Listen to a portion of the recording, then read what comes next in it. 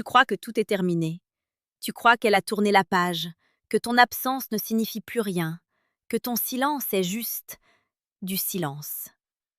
Mais ce que tu ne vois pas, c'est ce moment précis où tout bascule dans son esprit. Ce moment où elle réalise que tu n'es plus là, pas seulement physiquement, mais émotionnellement.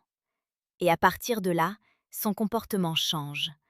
Pas toujours de manière évidente, pas toujours comme tu l'imagines, mais il change profondément. Parce que contrairement à ce qu'on t'a peut-être fait croire, l'attachement ne disparaît pas du jour au lendemain. Il se transforme, il lutte, il résiste. Et parfois, il revient sous des formes inattendues. Les stoïciens l'avaient compris depuis longtemps.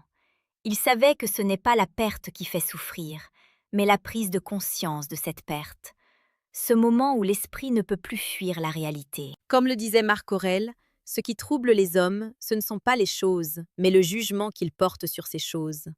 Et quand elle réalise qu'elle t'a perdu, son jugement change. Au début, il y a souvent une forme de déni. Elle continue comme si de rien n'était. Elle se convainc que c'est mieux ainsi, que tu n'étais pas si important, que la vie continue. Elle s'occupe, elle sort, elle parle à d'autres. Mais au fond, quelque chose commence à grincer. Un vide subtil, presque imperceptible, mais bien réel. Et c'est là que beaucoup d'hommes se trompent. Ils pensent que son indifférence est définitive. Ils paniquent. Ils reviennent trop vite. Ils cherchent à combler ce silence, à forcer une réaction. Mais en faisant cela, ils détruisent le processus naturel. Ils empêchent cette prise de conscience d'émerger pleinement. Le stoïcisme enseigne la maîtrise de soi, pas la réaction impulsive. Épictète disait que celui qui dépend des autres pour être en paix est condamné à être troublé. Et c'est exactement ce qui se joue ici. Si tu agis dans le manque, dans la peur de la perdre, tu renforces son pouvoir sur toi.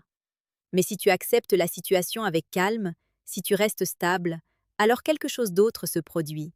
Elle commence à remarquer ton absence autrement. Ce n'est plus juste que tu n'écris pas, c'est que tu n'es plus là du tout. Plus de présence, plus d'énergie, plus d'attention. Et cette absence devient tangible, presque lourde. Elle repense à des détails, à des moments, à des conversations qu'elle avait minimisées. Et là, une question commence à apparaître dans son esprit. Est-ce qu'elle a fait une erreur? Mais attention, ce n'est pas instantané. Ce n'est pas un déclic magique. C'est un processus lent, parfois inconfortable. Parce que reconnaître qu'on a perdu quelqu'un de valeur, c'est aussi reconnaître sa propre responsabilité. Et l'ego n'aime pas ça. Alors parfois, elle va résister. Elle va se convaincre que tu n'étais pas si spécial. Elle va chercher à valider son choix en s'entourant d'autres personnes. Mais si ce que vous aviez était réel, profond, authentique, alors cette façade finit par se fissurer. Sénèque disait que le temps révèle la vérité. Et ici, le temps joue en ta faveur, à condition que tu ne viennes pas tout perturber avec ton impatience. Parce que pendant que tu travailles sur toi, pendant que tu avances, pendant que tu retrouves ton équilibre, elle, elle est confrontée à ton absence. Et plus tu es solide, plus cette absence devient marquante. Ce qui la perturbe, ce n'est pas que tu sois parti, c'est que tu sois parti sans t'effondrer, sans supplier, sans courir derrière elle. Parce que ça, elle ne s'y attendait pas. Dans beaucoup de dynamiques, elle s'attend à ce que tu reviennes, à ce que tu insistes, à ce que tu montres que tu as encore besoin d'elle. Et quand ça n'arrive pas, cela crée une dissonance, une incompréhension. Elle commence à se demander ce que tu es en train de faire, avec qui tu es, si tu penses encore à elle, et surtout, pourquoi tu ne réagis pas. Et c'est là que le rapport de force change. Pas parce que tu joues un rôle, pas parce que tu manipules, mais parce que tu incarnes quelque chose de rare, la maîtrise. Le stoïcien ne fuit pas ses émotions, mais il ne s'y soumet pas non plus. Il les observe, les comprend, puis agit avec lucidité. Et cette posture, même à distance, se ressent. Elle commence alors à tester. Peut-être un message léger, peut-être une réaction sur les réseaux, quelque chose de subtil, presque anodin. Mais derrière, il y a une intention. Vérifier si le lien existe encore. Et beaucoup d'hommes tombent dans le piège à ce moment-là. Ils sautent sur l'occasion. Ils répondent avec trop d'enthousiasme, trop rapidement, comme s'ils attendaient ce moment depuis toujours. Mais ce qu'elle observe, ce n'est pas seulement si tu réponds, c'est comment tu réponds. Est-ce que tu es toujours le même homme ou est-ce que tu es devenu quelqu'un de différent? Et c'est ici que tout se joue. Si tu reviens avec la même énergie qu'avant, avec le même besoin, la même dépendance, alors pour elle, rien n'a changé. Et l'attraction ne renaît pas. Mais si tu es calme, posé, détaché sans être froid, présent sans être envahissant, alors elle ressent quelque chose de nouveau, une forme de respect, une curiosité. Parce que tu n'es plus prévisible. Et l'imprévisibilité, lorsqu'elle est maîtrisée, crée de l'attraction. Marc Aurèle écrivait que la meilleure vengeance est de ne pas ressembler à celui qui t'a blessé. Et dans ce contexte, cela signifie ne pas réagir avec émotion brute, ne pas chercher à prouver quoi que ce soit, mais simplement être aligné avec soi-même. Elle commence alors à te voir autrement. Pas comme quelqu'un qu'elle a quitté, mais comme quelqu'un qu'elle pourrait perdre définitivement. Et cette idée devient inconfortable. Et cet inconfort grandit en silence. Il ne fait pas de bruit, il ne s'affiche pas forcément à l'extérieur, mais il s'installe dans ses pensées, souvent au moment où elle est seule, quand plus rien ne la distrait. C'est là que la vérité remonte, pas celle qu'elle racontait aux autres, mais celle qu'elle ressent profondément. Elle commence à comparer, pas forcément consciemment, mais chaque interaction, chaque nouvelle personne qu'elle rencontre devient un point de référence. Et sans que tu sois là, tu es quand même présent dans cette comparaison invisible. Parce que ce que tu représentais ne s'efface pas aussi facilement. Les stoïciens parlaient souvent de la valeur des choses une fois qu'elles disparaissent. Tant que quelque chose est accessible, l'esprit humain a tendance à le sous-estimer. Mais dès que cette chose devient rare ou inaccessible, sa valeur perçue augmente. Ce n'est pas de la manipulation, c'est un mécanisme humain fondamental. Et c'est exactement ce qui se produit ici. Ton absence crée un contraste, un vide que rien ne remplit de la même manière. Et plus elle avance, plus elle réalise que ce qu'elle pensait remplacer facilement ne l'est pas. Mais attention, cela ne signifie pas qu'elle va revenir immédiatement, ni même qu'elle va forcément revenir. Le stoïcisme nous enseigne justement à ne pas dépendre de ce résultat. Ce qui compte, ce n'est pas son retour, c'est qui tu deviens pendant ce processus. Parce que pendant qu'elle réfléchit, doute, compare, toi, tu évolues. Tu construis quelque chose de plus solide. Tu apprends à être bien sans elle. Tu redéfinis tes standards, tes limites, ta valeur. Et cette transformation change ton énergie. Même sans contact, cela se ressent. Épictète expliquait que la liberté commence le jour où tu cesses de vouloir contrôler ce qui ne dépend pas de toi. Et ici, ce qui ne dépend pas de toi, c'est ce qu'elle pense, ce qu'elle ressent, ce qu'elle décide. Mais ce qui dépend entièrement de toi, c'est ta posture, ton évolution, ta discipline intérieure. Et cette discipline devient ta force. Parce que lorsque tôt ou tard elle refait un pas vers toi, ce n'est plus face au même homme. Elle peut essayer de reprendre contact de manière légère, presque anodine. Un message simple, une question sans importance, une excuse quelconque. Mais derrière cette simplicité, il y a une intention plus profonde. Reconnecter, tester, ressentir. Et là encore, tout repose sur ta manière d'être. Si tu réagis comme avant, tu replonges dans l'ancien schéma. Tu redeviens prévisible, accessible sans effort. Et inconsciemment, tu diminues ta propre valeur. Mais si tu restes centré, si tu ne te précipites pas, si tu réponds avec mesure, alors tu crées un nouvel espace. Un espace où elle doit, elle aussi, faire un pas. Parce que désormais, tu n'es plus acquis. Et ce changement, même subtil, modifie toute la dynamique. Sénèque disait que celui qui se possède lui-même ne peut jamais être vraiment perdu. Et c'est exactement ce que tu incarnes à ce moment-là. Tu n'es plus dans le besoin, tu es dans le choix. Elle le ressent.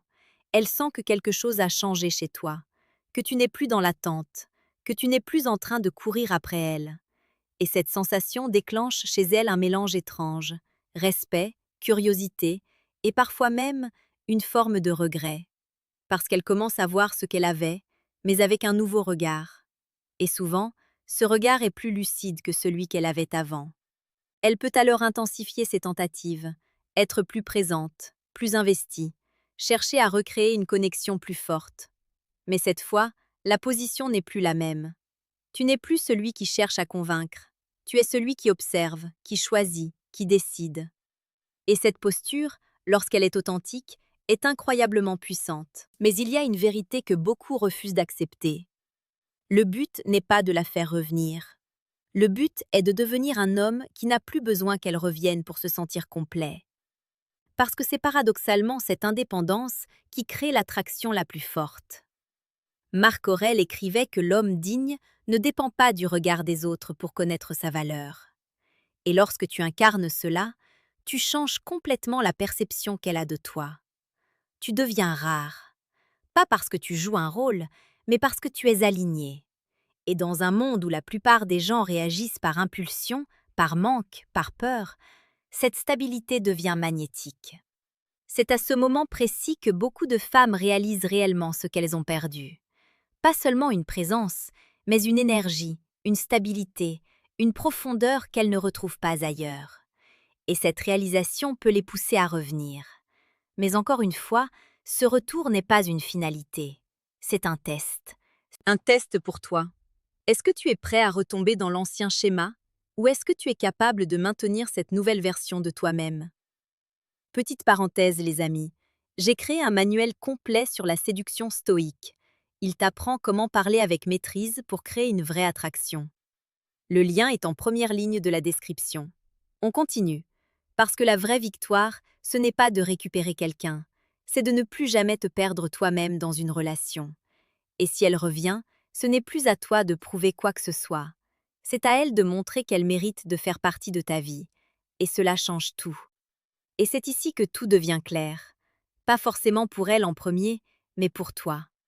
Parce que pendant longtemps, tu pensais que le moment le plus important serait celui où elle reviendrait. Tu imaginais cette scène, ce message, cette ouverture.